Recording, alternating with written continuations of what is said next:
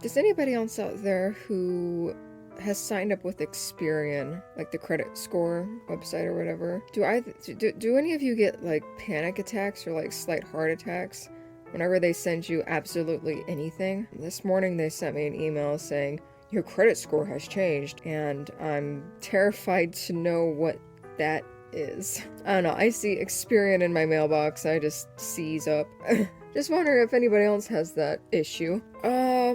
Yeah, so I guess I would ask, how did everybody like last week's video? It was atrociously long. My computer wanted to explode while rendering it.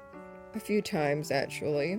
Which was very fun to navigate. It's a miracle that it made itself up on YouTube. Let's just put it that way, because it took a long time to make and a much longer time to just get it on YouTube. I would say like twice as long just to get it on YouTube. So I'm hoping that it at least was slightly interesting. It's okay if it wasn't. It's fine. I'm not upset.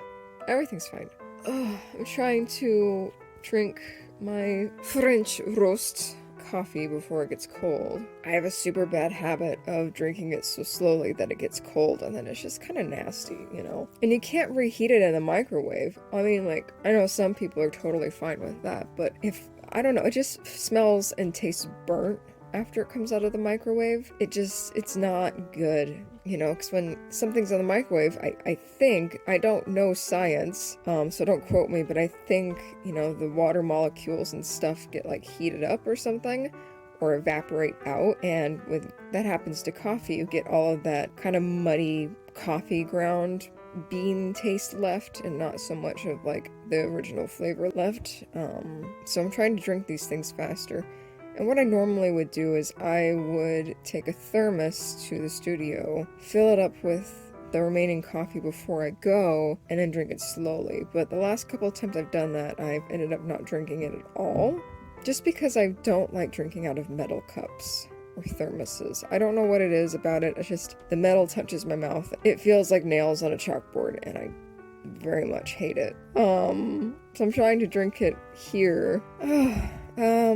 Yeah, so I hope last week's video wasn't too much of a bore. If you want to skip it, I understand completely. It became a review that quickly got out of hand and turned into its own sprawling beast. Ravenous beast, I guess. If you had listened to last week's video, you'll understand that little reference, but if not, you know, you're not missing out. Anyway, so today is raining. It's very rare for where I am. It doesn't rain very often. So I really am debating not going to my studio and just leaving my window open and just hearing the rain today, because I'm romantic like that. And my studio space doesn't have any windows, and the windows that do exist you can't open. And the rain makes me feel nostalgic and sad and melancholy and puts me in the perfect mood to do art. This piece that I'm working on right now is called The Maw, M-A-W, like the maw of an animal. It's my first attempt in this new kind of darker series that I'm towards, like I'm going towards, kind of like a moth to light. I've kind of come to the conclusion that I like dark things. And I've liked dark things for over a decade, but my fear of other people's judgment of me has kept me from experiencing and expressing myself the way that I've wanted to. And now that I'm in my late 20s, it's kind of like, well, this is bullshit. I should dress how I want, because we live and then we die and that's it, you know? So I'm trying to allow myself to take advantage of dark thoughts and melancholia and stuff, because it's very abundant. It's much easier to be serious and melancholic than it is to be upbeat and interactive, like a million times better. So anyways, this piece, The Maw, it's kind of like my first installment of many pieces that aren't necessarily like pure gore, pure horror, but just have like a little horrific aspects to them. I can do gore, and I can do blood, and I can do viscera very well. Well, I think very well, because I find, to be honest, I find that stuff rather fascinating. I find the inside of the body to be hugely fascinating. If I had not gone to art school, I would have gone in for forensic pathology. That's the word I'm looking for. Forensic pathology. Basically taking apart dead bodies to figure out why they died. And in some cases, standing in court as a witness, like being the witnessing doctor that took apart the body to give proof and indefatigable evidence to the court. But I chickened out of it because to be a forensic pathologist, that takes like 13 years of college. That's a lot. That's a lot of debt. And to be frank and honest, being a woman in that field is very hard. It's very hard to get your foot in the door. It's very hard to get people to notice your work, care about it, really engage with you, hire you. So the idea of spending all this time and all this money for a field that I like but have a low chance of getting into just didn't seem like the good choice. So I decided to do art because that's what I've always done. And I plan to do more gory and more like forensic type stuff with my artwork. Stay tuned for that because I want to be able to sell my work, but I also want to be able to be true to what I want to make. And that's a very fine line, because there are a lot of people out there who do not like that stuff whatsoever. And I respect that. You do you. But it has always felt like I've held back. It's always felt like I've never really let myself let go and just be like, all right, today we're gonna draw this, and I don't give a damn about what other people think. It's been so long, and it's like all these images get cluttered in my head, and they're just kind of pushed to the side and put underneath like a sheet that you put over furniture in a mansion or a house or a cottage that you were going to leave for the summer and then come back to later. Dust coverings over furniture and whatnot. But I'm pulling away those dust covers and trying to sort through all of the junk that's been accumulating there and starting to let it come out slowly and not very like, oh, bam! In your face, because that's really intense. But just kind of slow leaching ideas that kind of just begin to arise. And this is the first installment of that. I have this intense vision of a woman in black, and her skirts, when she lifts them, turn into a giant mouth, like a giant gnawing, grinding, just unbelievably hungry, like starving, like gluttonous mouth. And so I tried to capture her here. I suppose I could have made it more creepy, but I feel like as is right now, it has, I'm hoping it has like a level of upset or unsettling aspect to it as it is now, to still register with other people, but also make people a bit uncomfortable. I've always liked that. I've always liked the idea of making people uncomfortable and confusing people. Like, I don't want some clear, easy answer, like, oh, I'm gonna paint the Madonna, or, oh, I'm gonna paint the inside of this building. Like, that stuff's really boring to me. It's like, just take a fucking photo, I don't know. I should be a lot more sensitive to other people's mediums and other people's way of doing things, but I'm very much the illustrator, and the illustrator in me is like, draw by hand, do it by hand, and then I'm a traditional illustrator, so I'm like, why would you use a computer for anything? What are you even thinking about? Why would you do that? That's ridiculous. I guess I'm a little bit of an outlier on that nowadays.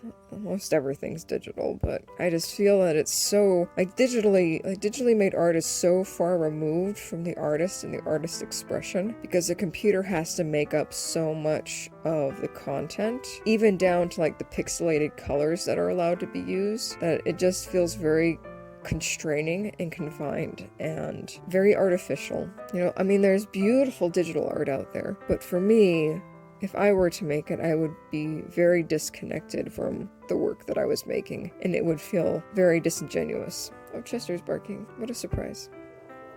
Oh, can never escape the sound.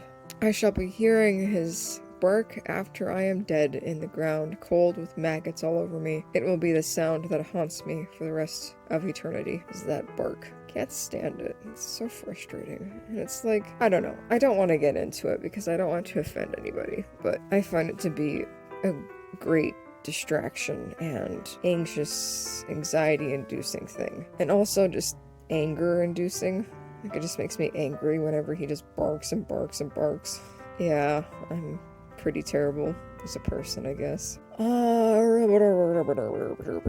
Anyway, moving my anger away from that and thinking about something else. I'm thinking about calling this new set of work like the Jackknife book or the Jackknife Chronicle, something with jackknife, because I feel like that's harsh enough to really define like how I'm feeling towards the work that I'm making now. It's jackknife.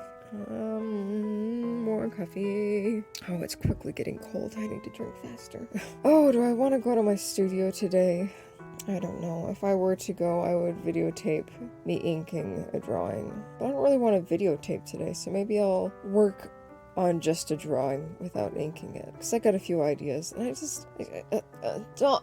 okay, so don't get me wrong. Videotaping when I'm coloring and inking, it really isn't that big of a fucking deal. It really isn't, you know, it's pretty easy. You just set up the camera and you turn the viewfinder towards you. You press... Chester, shut up. Oh my god. You press the record button and then you go for it, and then every once in a while you peek your head over the side of the camera to just make sure that you're still in frame. And, you know, sometimes I find that I've been out of frame for like 30 or 45 seconds, and then I quickly move the paper so that you can see it again. I'm pretty sure people have noticed that once in a while. It's just because I'm so into what I'm doing that I forget that I'm recording and don't check where the camera is pointing. And it ends up pointing in the wrong spot sometimes. Try to get better at that. You know, I think it's a good thing to mix wide shots with close-up shots. It's just a bad thing when the close-up shots are in a place that you're not doing anything in.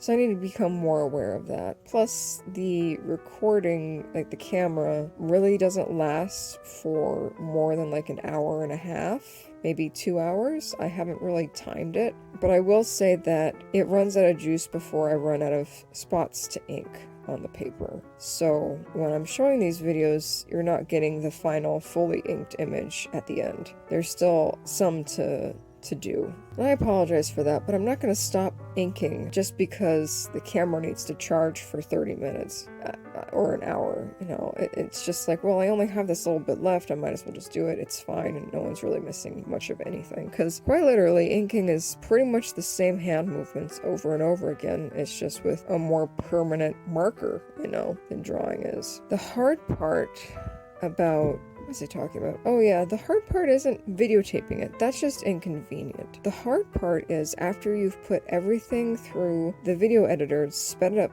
up to 500%, and then you have this chunk of time that now you have to fill with some sort of sound. And it's really hard to think of things to fill up that space with. And I've thought about not talking. I've thought about just having the video up and then putting music in the background, or a few clips of music from YouTube's free library, because I'm not playing their creepy copyright claim game again. That was just a nightmare for the Halloween special I did last year. I don't want to deal with it. So I'm just going to use their library, their stock sounds and sounds and audio.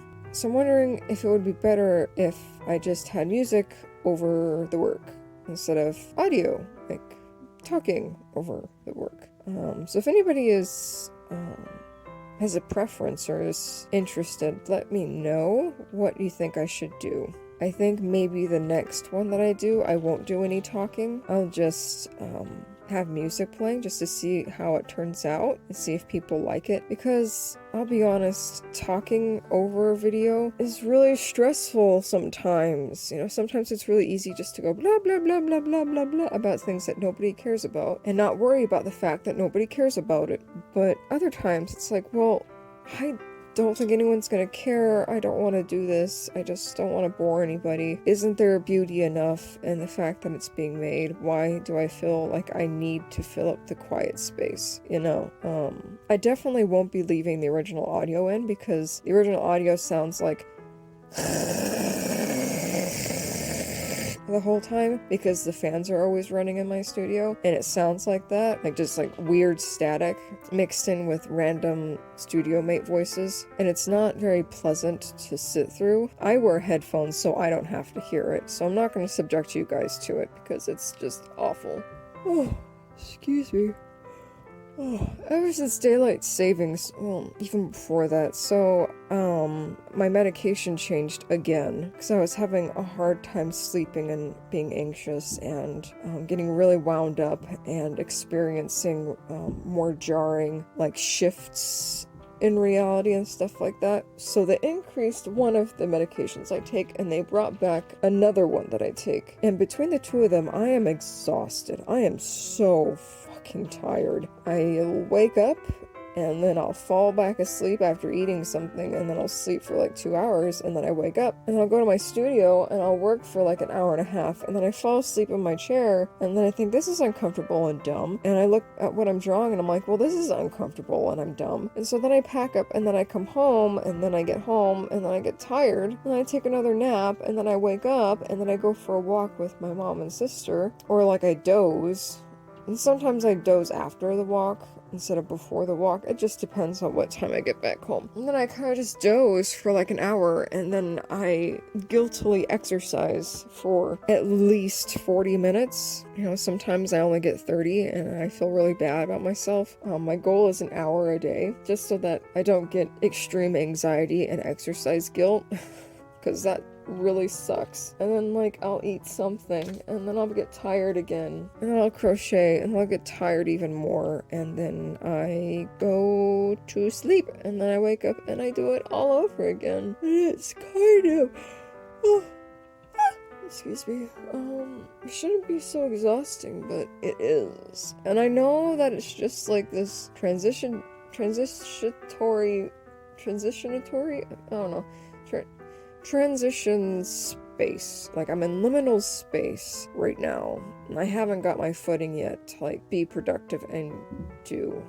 I need to get my shit together before the 17th, when we have open studio night. Oh, and that's something else. Every third Thursday of the month is like an open studio night, and it's stupidly at 5 to 10 p.m., which is dumb because I hate being out after 4:30. Like outside, I freaks me out to be outside or away from the house after 4:30 p.m. It just gets to me and makes me feel uncomfortable and unsafe, and I just really hate it. So it's open studio night, so all artists are asterisk required to be in their studios and leave their studio door open and be charming and accepting of guests, because there's gonna be random people on the street. There might be like art scouts, you know. Anybody from anywhere can walk in and walk through the building free of charge and go into people's studio and talk to them. That's on the 17th, and I am very anxious and scared shitless of doing that. I am very interested in not participating. I'll leave my little window to my studio open, but I don't want to be there. I really don't want to be there, but I feel like I need to at least try being there, and this is the first time that they've done it, so it might turn out well, it might not turn out well, I don't know, but I really want to push myself and go to this thing, although I don't know like how it's going to turn out. It really worries me. Oh, I don't know if I want to go to my studio today. I just don't know. I'm tired. And it's raining, like all day. Do I really want to do that? Do I want to do that? I don't know. It's quite 50-50 right now. I have some drawing stuff and a sketch pad here, so it's not like absolutely dire that I go in today. Maybe I won't. It's 11 a.m. I don't know. I kind of just want to take a break today. I think I might just stay home today and draw and work on this video, because I'm just not feeling up to being outside and driving in the rain. I think I'll open my window and enjoy the sound and deal with Chester, as I do every day. Okay, well, I'm gonna go. I'll see you next week. Goodbye.